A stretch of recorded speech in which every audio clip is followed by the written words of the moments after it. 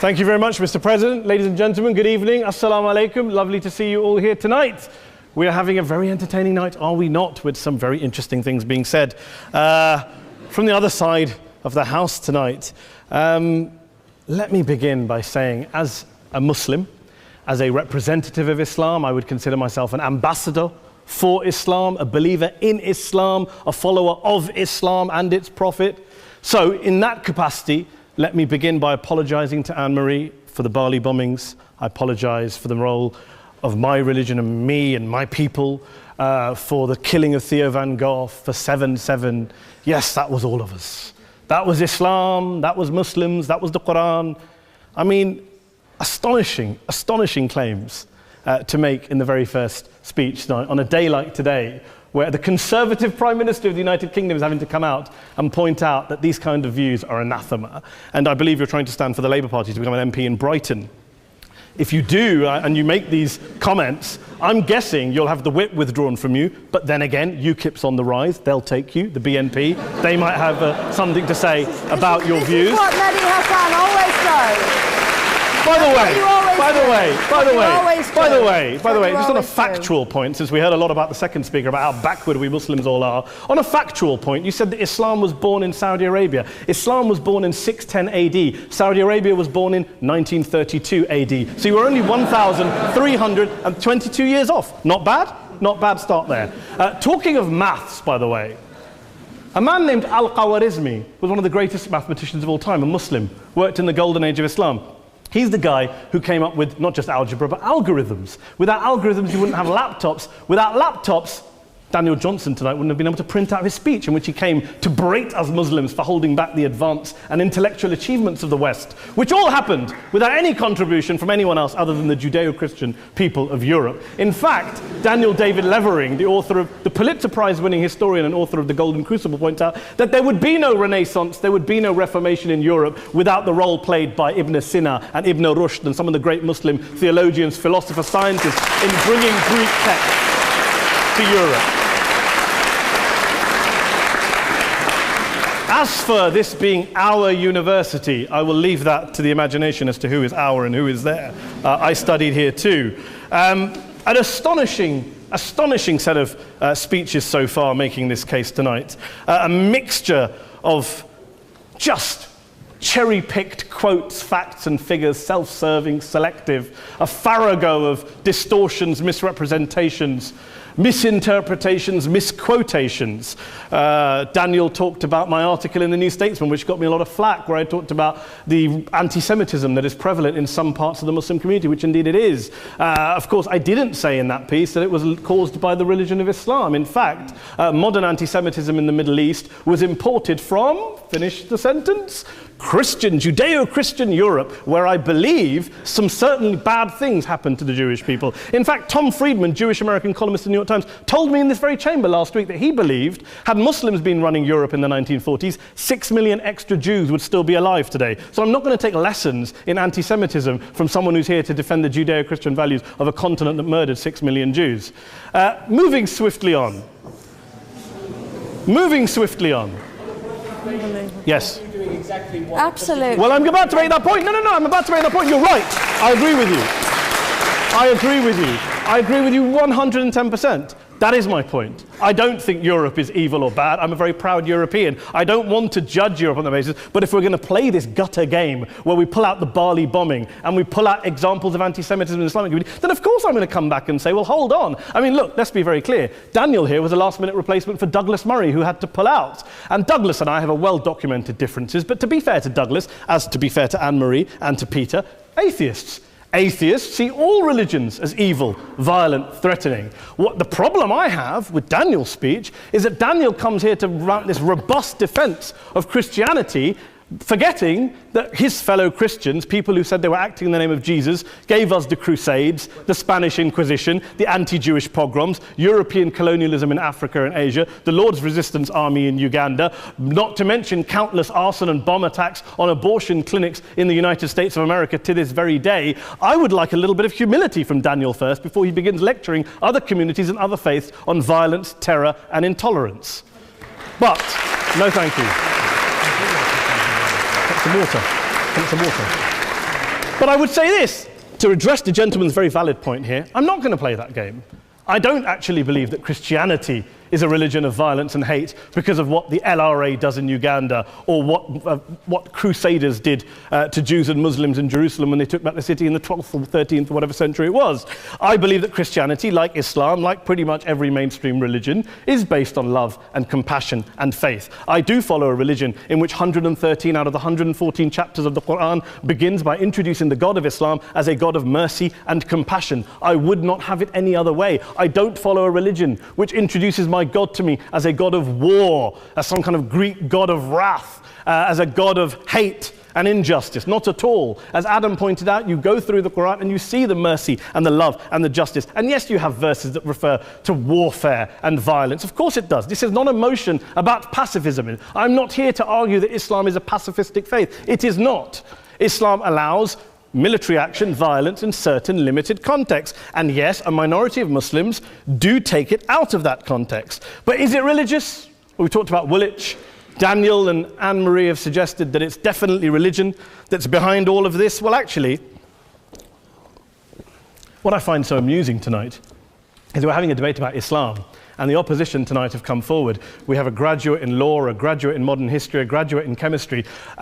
And, you know, I admire all of their intellects and their abilities, but we don't have anyone who's actually an expert on Islam, a scholar of Islam, a historian of Islam, a speaker of Arabic, even a terrorism expert or a security expert or a pollster, let alone to talk about what Muslims believe or think. Instead, we have people coming here, putting forward these views, putting forward these sweeping opinions. Listen to Professor Robert Pape of the University of Chicago, one of America's leading terrorism experts, who, unlike our esteemed opposition tonight, studied every single case of suicide terrorism between 1980 and 2005, 315 cases in total. And he concluded, and I quote, "There is little connection between suicide terrorism and Islamic fundamentalism or any of the world's religions. Rather, what nearly all suicide terrorist attacks have in common is a specific secular and strategic goal to compel modern democracies to withdraw military forces from territory that the terrorists consider to be their homeland."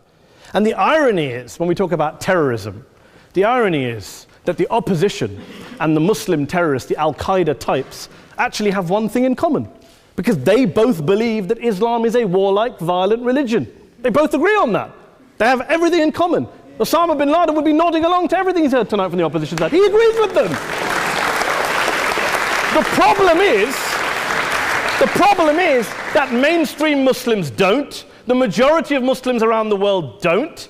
In fact, a gentleman here started quoting all sorts of polls. Gallup carried out the biggest poll of Muslims around the world, of 50,000 Muslims in 35 countries. 93% of Muslims rejected 9/11 and suicide attacks. And of the 7% who didn't, they all, when polled and focus grouped, cited political reasons for their support for violence, not religious reasons. And as for Islamic scholars and what they say, well, Daniel talks about our University of Oxford. We'll go down to Oxford Centre for Islamic Studies, get hold of a man named Sheikh Afifi al-Akiti, who is a massively well-credentialed and well-respected Islamic scholar, who has studied across the world, who in the days after 7/7 published a fatwa denouncing terrorism in the name of Islam, calling for the protection of all non-combatants at all times, and describing suicide bombings as an innovation with no basis in Islamic law. Go and listen to Sheikh Tahir al-Qadri, one of Pakistan's most famous Islamic scholars, who published a 600-page fatwa condemning the killing of all innocents and all suicide bombings unconditionally without any ifs or buts.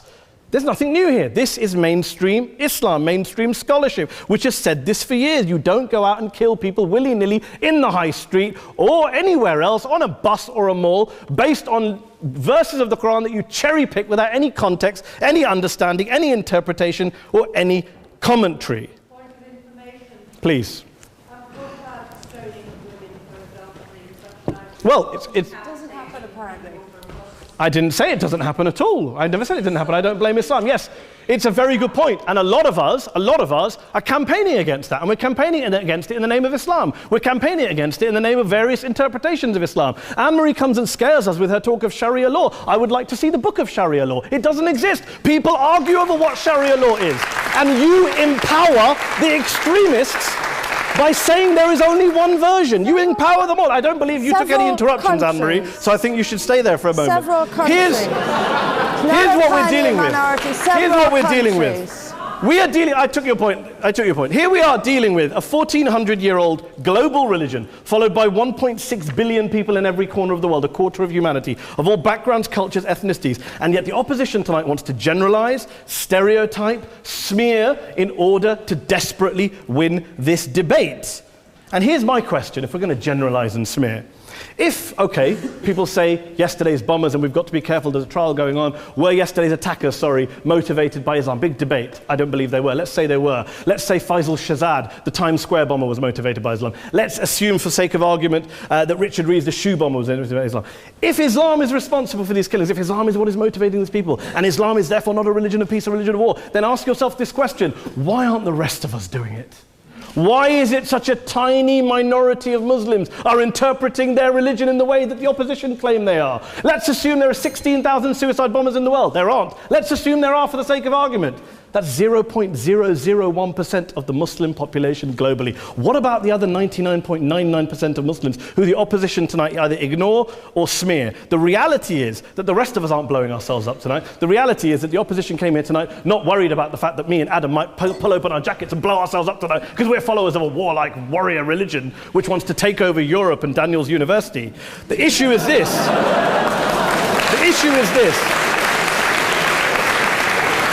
Unless the opposition can tell us tonight, and Peter Atkins is here, one of our great atheist intellectuals, can tell us tonight, can answer this question tonight: why don't the vast majority of Muslims around the world behave as violently and aggressively as a tiny minority of politically motivated extremists? Then they might as well give up and stop pretending they have anything relevant to say about Islam or Muslims as a whole. Ladies and gentlemen, let me just say this to you. Think about what the opposite of this motion is.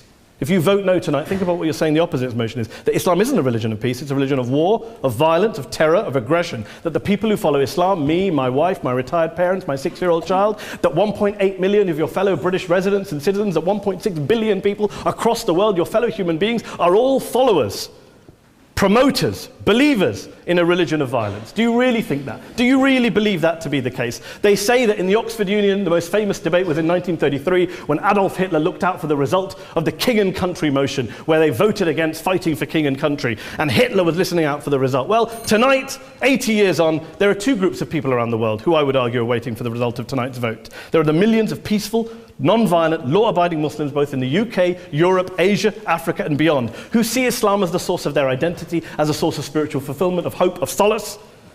And there are the phobes, the haters, the bigots out there who want to push the clash of civilizations, who want to divide all of us into them and us and ours and their. Ladies and gentlemen, I urge you all not to fuel the arguments of the phobes and bigots. Don't legitimize their divisions. Don't legitimize their hate. Trust those Muslims who you know, who you've met, who you hear, who don't believe in violence, who do want you to hear the peaceful message of the Quran as they believe it to be taught to the majority of Muslims, the Islam of peace and compassion and mercy, the Islam of the Quran, not of Al-Qaeda. Ladies and gentlemen, I beg to propose this motion to the House. I urge you to vote yes tonight. Thank you very much for your time.